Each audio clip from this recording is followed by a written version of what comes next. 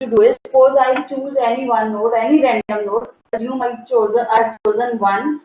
So first I choose that, then I will pick up any one of those nodes. In BFS, what we used to do, we used to explore this node completely, and we were supposed to go through each node. But in case you are using DFS, what we have to do, we will choose any one of the nodes. Now it is up to you how which particular node you want to choose. Suppose after one I have chosen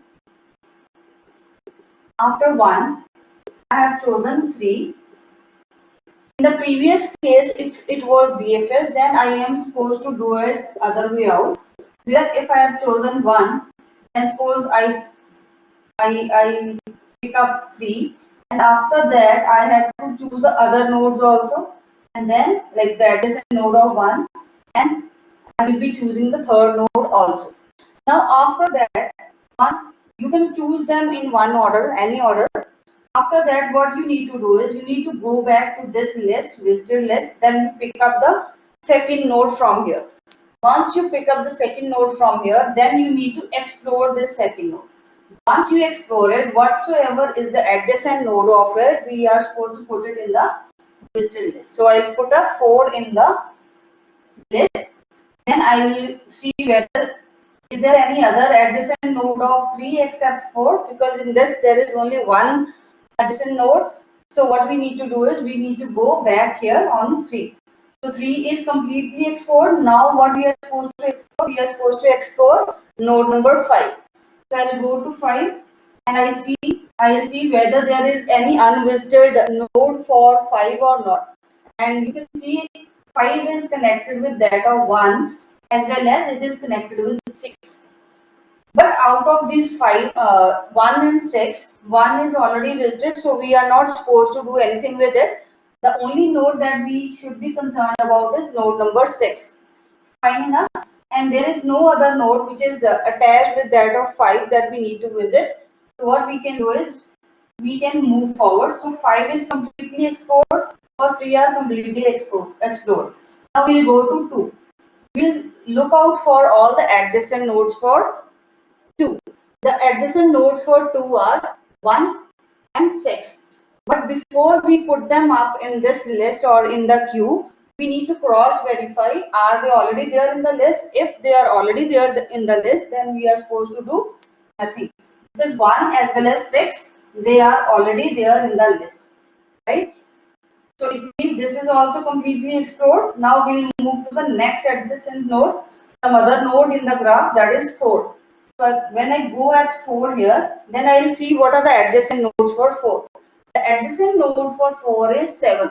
So next thing that you need to see is whether it was explored earlier or not. And you can very well see we do not have 7 explored earlier. So what we are supposed to do, we need to add it up in the given list.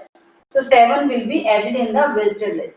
And it means 4 is also done. Now we'll go to 6. Once we go to 6, we cross verify the adjacent nodes for 6. The adjacent nodes for 6 are 5, 2, that's it. 5 and 6, both of them are already explored. They are there in the list. We do have 5 here, we do have 2 here. So they are already explored. So what we need to do, we need to do nothing. And after that, so 6 is done, we'll do the final traversal on this particular node. So this last node will see is there any other adjacent node to it or not. In the given graph, there is no adjacent node. So we will stop here. Fine. So this process is, as you know, it is done with the help of queue. Queues will help you out in keeping a track that which particular vertex I am supposed to traverse after doing a one traversal. Like 1, 3, 5 is there, right? तो मुझे कैसे पता लगेगा next वाला कहाँ से करना है? That I'll get to know from the queue where I am putting up the elements. This is a basic thing about the BFS that we have done earlier also. I have repeated it once again for those who just forgot about it or just to brush up the concept for you. Right? Now let's see that how it is different from that of DFS. In DFS, you can see that first two steps are same. First I traversed 1, Then I will traverse any other node which is like there are three nodes, 3, 5 and 2. They are associated with 1. They are the adjacent or you can say neighboring nodes of your 1. But we will not go to every other node. We will choose any one. So I have chosen 3 here. Fine enough. Now I will not go here. So what I need to do is I need to go as deep as I can go. As deep means after 3 I'll see what are the adjacent nodes of 3. The adjacent node of my 3 is 4. So from 3 I will move to 4. I'll put it up in the traversed or the visited list. After 4, then I will see whether there is any other unvisited node which is related with that of 4. Yes, there is one. So from 4 I will go to 7. Now once you reach at 7, you need to repeat the step again. Now what is the step that you repeat? You need to again check is there any node which is adjacent to 7. But you can very well see there is no node which is after 7. There is no leaf node or no adjacent node of 7. So as and when you come across or as and when you happen to have one dead end where you cannot move forward. So what you need to do is, so this is my first step, second step, third step. After my third step, you can very well see that we cannot move forward. So what we need to do then?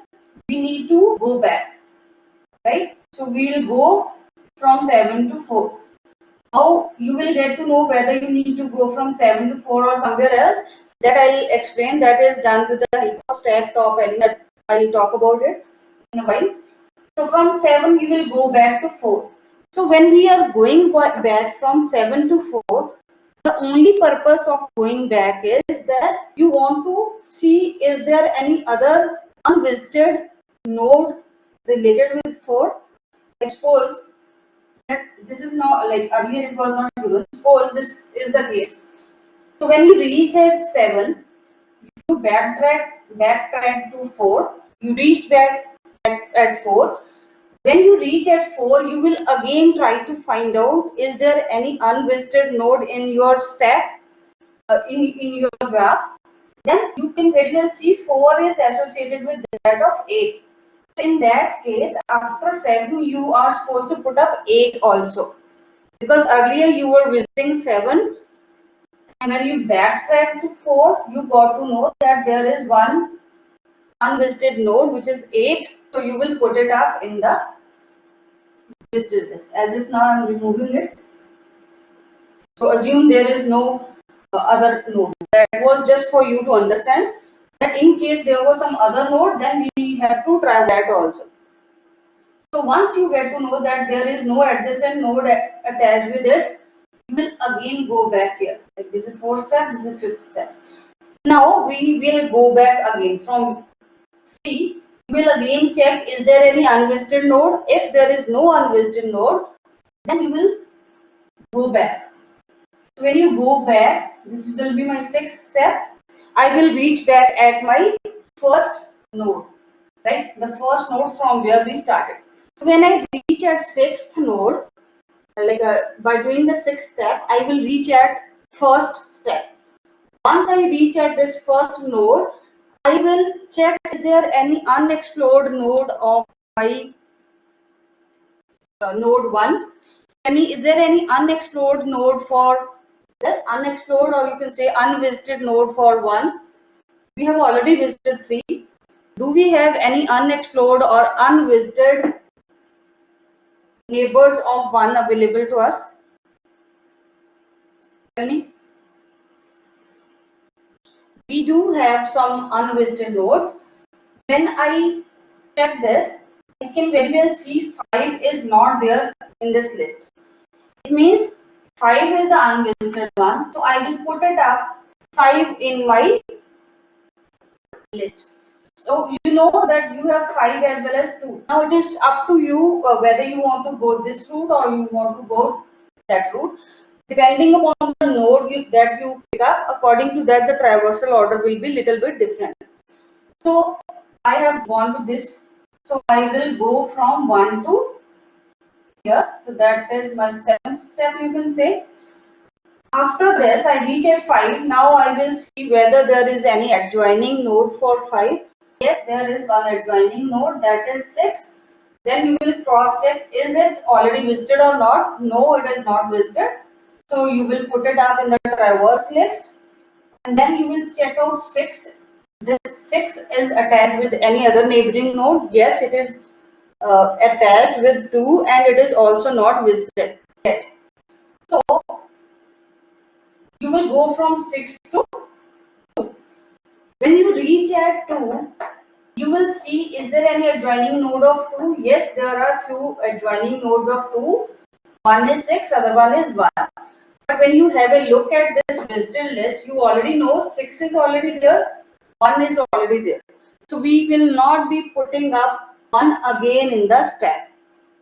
So this is the final traversal of your DFS, where you will traverse it in this nature 1, 3, 4, 7, 5, 6, 2. And there can be some other order also. It is not compulsory that you will always get that order. I have repeated time and again that this order can be different because it purely is dependent on the second node that you choose. You can assume that if like suppose instead of choosing 2, so instead of choosing 3, suppose earlier I chose 2. So in that case the order would have been different. In that case I could have gone from 1 to 2, 2 to 6, 6 to 5, and then that's it. And after that I will go to this 3 and 4 and 7. Then in that case the order will be different. This is how you do the DFS traversal for the graph. And for doing this traversal, we use stacks as the data structure. Stacks data structure help us out in doing the DFS traversal of the graph.